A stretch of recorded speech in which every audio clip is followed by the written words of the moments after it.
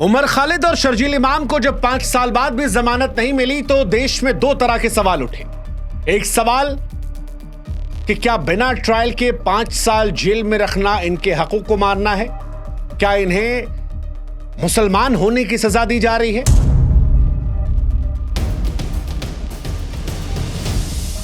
और दूसरा सवाल ये कि क्या वाकई में दिल्ली पुलिस जो कहती है कि ये दोनों उस दिल्ली दंगे के मास्टरमाइंड हैं जहां पर सैकड़ों लोग घायल हुए और 50 से ऊपर लोग मारे गए, और अब जो इनके समर्थन में आवाज उठा रहे हैं वो भी उस कट्टरपंथी विचारधारा को समर्थन करते हैं जो आतंकवाद की तरफ बढ़ती है?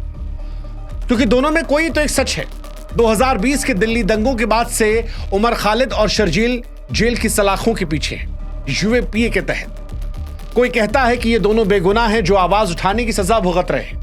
कोई कहता है कि इनके समर्थकों की संवेदना जो है वो भी देश के खिलाफ साजिश का हिस्सा लगती है। लेकिन एक सवाल जो आज देश में सभी पूछ रहे हैं कि इन दोनों का क्या होगा, क्योंकि 5 साल से लगातार ये दोनों जेल में हैं। 5 साल से जमानत नहीं मिली है, ट्रायल नहीं हुआ है। दिल्ली पुलिस कहती है कि 2020 दंगों की ये मास्टरमाइंड हैं। समर्थक कहते हैं कि मुसलमान होने की सजा है। हालांकि आलोचक फिर ये कहते हैं कि शाहरुख पठान ने भी तो दिल्ली दंगों में बंदूक दिखाई थी, उसे जमानत मिल गई। लेकिन एक सवाल जो जनता के मन में आता है वो ये कि दिल्ली दंगों में जिस शाहरुख पठान ने बंदूक दिखाई उसे जमानत अगर मिल गई तो ऐसा इनका क्या गुनाह है जो ये दोनों जेल में हैं? इनके पुराने साथी कन्हैया, शहला रशीद जो जेएनयू में साथ में आंदोलन करते थे, आज प्रमुखता से इनको लेकर आवाज क्यों नहीं उठाते? क्या थी वो व्हाट्सएप चैट या भाषण जिसे आतंकवाद से जोड़कर इन्हें यूएपीए के तहत जेल में डाल दिया गया?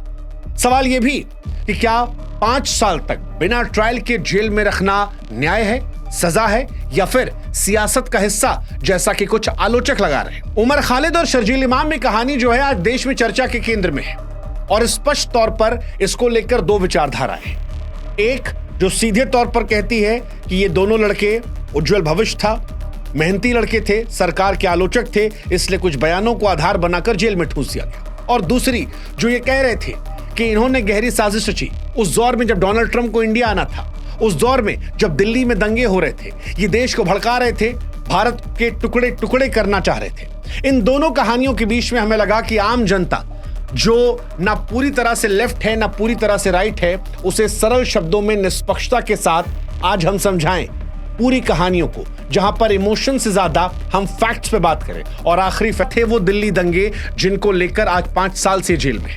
तो अगर आप भूल गए हैं तो हम आपको याद दिला दें कि फरवरी 2020 में दिल्ली के उत्तर पूर्वी इलाकों में दंगे भड़के थे।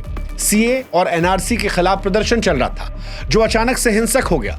इस हिंसा में 53 लोगों की मौत हुई, 700 से ज्यादा लोग घायल हुए। उस दौर में दुकानें जली, घर जले, गाड़ियां जली। दिल्ली पुलिस ने कहा कि यह घटना अचानक से नहीं हुई थी बल्कि एक सोची समझी साजिश थी, और इसी को लेकर उमर खालिद, शर्जील इमाम और कई अन्य लोगों को साजिश का जिम्मेदार ठहराया गया। पुलिस ने 3000 पेज की चार्जशीट दाखिल की है, जिसमें 30,000 पेज के डिजिटल सबूत हैं, व्हाट्सएप चैट है, गवाहों के बयान हैं, भड़काऊ भाषणों का जिक्र है। लेकिन सवाल यह है कि क्या ये सबूत इतने मजबूत हैं कि 5 साल तक बिना ट्रायल के जेल में रखा जाए, या फिर यह सियासी खेल है जिसमें असहमति की आवाज को दबाने की कोशिश की जा रही है, जैसा कि इस बार जमानत रद्द होने पर कई लोगों ने कहा। वैसे सवाल यह भी है कि सीए एनआरसी विरोधी प्रदर्शन अपने आप हिंसक हुए थे या साजिश थी, और अगर पुलिस के पास सबूत तो 5 साल बाद ट्रायल क्यों